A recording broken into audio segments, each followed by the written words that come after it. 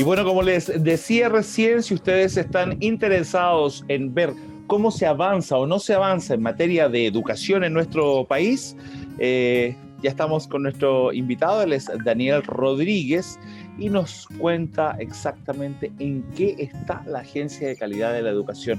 ¿Cómo estás, Daniel? Hola, ¿cómo están? Muchas gracias por la invitación. Una pregunta difícil la que planteas. Efectivamente, desde el año pasado nosotros estamos trabajando como institución pública en un diagnóstico, en una manera de poder identificar cuál es de alguna manera la magnitud del daño que provocó la suspensión de clases presenciales y que sigue provocando la suspensión de clases presenciales en los aprendizajes esperados de los niños. A ver, Daniel, para que vamos por partes, mucha gente tal vez no sabe exactamente qué hace la Agencia de la Calidad de la Educación. Tú eres el secretario ejecutivo a nivel nacional y quisiera una explicación cortita, no más de un minuto. ¿Qué es la Agencia de Calidad de la Educación? La Agencia de Calidad es una institución pública que depende del Ministerio de Educación, un servicio público, que tiene como objetivo evaluar, orientar e informar a los colegios de sus resultados de aprendizaje. Somos más bien conocidos por el CIMSE. Ya, pero para que desde ahí, desde ese punto, se puedan tomar las medidas para mejorar. Correcto, nosotros generamos mucha información que luego el Ministerio de Educación usa para sus políticas. Perfecto. Daniel, en este momento, en este instante, ¿cómo están los estudiantes de Chile en materia de aprendizaje? A ver, nuestros datos más recientes son del año pasado y los publicamos hace muy poquito, y lo que nos dicen es que existe un grado importante de aprendizajes que no se lograron, de los aprendizajes esperados que no se lograron durante el año pasado. Ya. Nos dicen también que la situación es mucho más grave en educación media que en educación básica. Hasta sexto básico tenemos unos logros, digamos, esperados, pero luego es muy bajo. ¿Cuál es un logro esperado? Nosotros lo estimamos en base a cuánto de lo que debieran haber cubierto en materia, por ejemplo, para decir de pasado de materia, en el fondo, cuánto pueden demostrar que saben. ¿Pero qué porcentaje está aprobado de eso?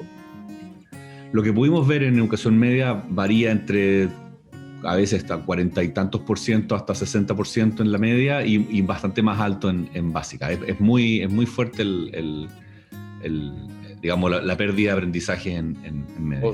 O sea, si hacemos un promedio, los alumnos de media han aprendido la mitad. Menos de la mitad, sí. Uy, oye, eso gravísimo, obviamente. ¿Cómo se reversa? ¿Cómo se mejora? A ver, yo creo que ahí es importante movilizar a las universidades, a los centros de investigación que pueden, de alguna manera, hacer las investigaciones que correspondan para enfrentar esto, porque es algo que nunca ha ocurrido, o sea, es inédito en el mundo. Uno dice, bueno, pero ¿cómo nos ponemos al día? Pero como todos sabemos, cuando uno se pone al día es con los cuadernos de los compañeros, porque no es que haya parado todo, sino que para uno u otro. Aquí tenemos una situación que no tiene antecedentes y por lo tanto es fundamental investigar sobre cómo nos vamos a hacer cargo, porque una cosa que sí es cierta es que no se va a pasar solo. No se va a pasar. ¿Qué medidas de alguna manera se piensan? Porque tú me dices, el año pasado sucedió tal situación, ¿cierto? Claro, pero el año pasado estábamos en el medio de entender la pandemia. Pero ya que la entendimos, o por lo menos hemos profundizado un poco en el conocimiento, ¿qué se va a hacer este año? ¿Tú estás tomando la prueba ahora? Así es, estamos aplicando este mismo diagnóstico tanto en remoto como en presencial, de los pocos colegios que ya van quedando presenciales debido a esta última cuarentena. Desde marzo, o sea, desde principios de marzo, y pensamos terminar la aplicación ahora en marzo. Ya, espérate, la parte que no entiendo, cuando tú estás tomando las pruebas ahora, en este minuto, que es 25 de marzo, tú estás midiendo lo que se aprendió o no el 2020. Correcto. Ya, si te vuelve a salir el resultado, que es obvio que te va a salir igual o peor, porque venimos llegando de vacaciones, ¿qué se va a hacer para que esto mejore? Porque no es exactamente igual, porque la idea de lo que vamos a medir ahora es qué aprendizajes del currículum priorizado, es decir, de lo que el Ministerio dijo que es lo esencial para este año, cuáles son los conocimientos que te faltan, digamos, para poder aprender lo que este año estamos planteando. Un poquito distinto al año pasado, que era un diagnóstico respecto a un año, entre comillas, normal. Lo que se va a hacer es incluir todos estos datos en lo que el Ministerio ha llamado el Plan Chile Aprende, en que el Ministerio de Educación, mediante la División de Educación General, que es como el músculo del Ministerio, que visita alrededor de 5.000 colegios al año y hay un monitoreo permanente de cada establecimiento, va a usar estos datos para distintos planes de mejoramiento y distintas políticas para, en fondo, reforzar a los colegios en su política. ¿Qué tipos de herramientas pueden utilizarse? Por ejemplo, hacer un reforzamiento de las clases, o ¿se ha pensado en alguna vez bajar la exigencia de la entrega del conocimiento o de este proceso aprendizaje-enseñanza?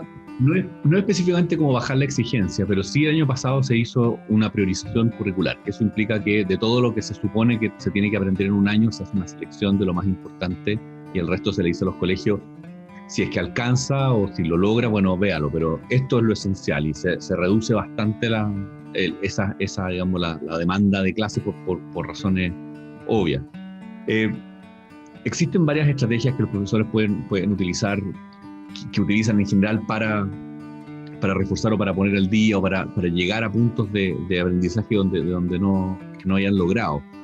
Pero en este minuto pensamos que la verdad es que tiene que ser algo relativamente distinto porque el problema es muy masivo. Oye, Daniel, y por otro lado, cuando hacen estas mediciones, me imagino que miden matemáticas y lenguaje. Así es, matemática y lectura y también el ámbito socioemocional. ¿Qué es el ámbito socioemocional? De alguna manera es medir el bienestar o la sensación de bienestar de los estudiantes, sus expectativas respecto al futuro, cómo ellos se sienten en relación al aprendizaje. Me imagino que esto engloba también lo que sucede en la casa, más allá de lo que sucede en la misma escuela, en el mismo colegio. Absolutamente. Por ejemplo, se les pregunta distintos indicadores que tienen que ver con esto. Por ejemplo, si están durmiendo bien o les está costando, si están más irritables, pelean con los hermanos, si se sienten seguros, si se sienten más nerviosos, angustiados. Eso se les puede preguntar cuando son un poco más grandes. Y esas respuestas te van indicando un cierto nivel de afectación del estudiante. ¿Se puede influir en la manera de vida de una familia si es que el alumno está siendo afectado por esto? Su proceso de enseñanza-aprendizaje se está viendo afectado también. Y claramente se descubre en este estudio socioemocional que hay una disfunción de la índole que sea en su casa. ¿Se puede intervenir? No, intervenir, por lo menos nosotros hacia las casas, no. Es muy buena la pregunta que hace. Nosotros funcionamos sobre los colegios, es nuestro mandato legal, pero evidentemente hay una relación muy importante entre hogar y escuela, pero en este caso en la escuela la que tiene que llamar al papá o a la mamá, qué sé yo. Exactamente. Ahora, Daniel, ¿y los resultados te muestran más bajas en matemáticas o en lectura? ¿Y en hombres o en mujeres? Hasta ahora, en hombres y mujeres y matemática y lectura es bastante similar, un poquito más bajo en matemática, que es algo que también se observa en el CIMSE y en otros instrumentos.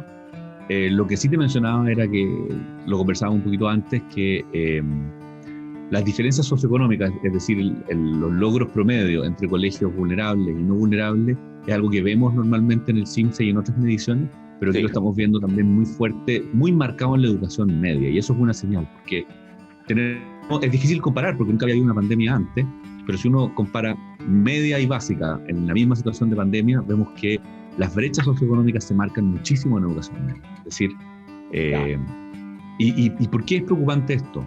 Porque un alumno de educación media que comienza a frustrarse porque no aprende, porque quizás no lo contactan del colegio, no está yendo a las clases remotas, no le interesa, tiene alto riesgo de abandonar la escuela. Y ahí hay una tragedia mayor, porque luego regresar es mucho más difícil. Sí. Obviamente incorporarse al mercado del trabajo sin la licencia de enseñanza media es mucho más complicado. Y ahí en el fondo el niño sale del sistema y es muy difícil luego seguir brindándole la protección que le brinde el establecimiento. Entonces eso es lo que nos alertó y es algo que el Ministerio de Educación por su parte ha estado trabajando harto. Daniel, ¿a los jóvenes les gusta más sumar, restar, dividir, multiplicar o leer? Es difícil. Yo creo que hay algunos que les gusta más una cosa y otros. ¿Pero tú crees que influye un poco en el resultado? El gusto de la lectura influye monstruosamente sobre los resultados de aprendizaje de lectura. Eso es definitivo. El gusto por la lectura en hombres y mujeres es algo muy, muy, muy marcado como predictor del buen desempeño. pero por lo menos las pruebas que estamos haciendo ahora acá no nos permiten saber más de eso. ¿Por qué no se hacen otras pruebas como historia, biología? No sé. Hasta ahora esto es podríamos decir, un experimento. Esto se diseñó el año pasado para enfrentar la pandemia y hemos ido avanzando, pero claro, sería muy interesante en el futuro, si es que esta herramienta se consolida, poder también ampliarlo a otras asignaturas. Ok.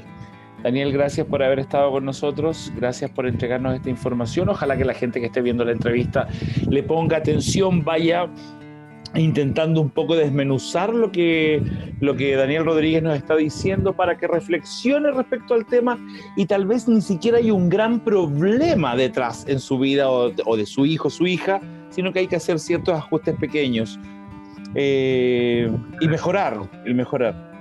Gracias, Daniel, por haber estado con nosotros. Gracias. Adiós. Daniel Rodríguez, entonces, secretario ejecutivo de la Agencia de Calidad de la Educación. Yo me voy a un corte y regreso de inmediato, no cambie el canal.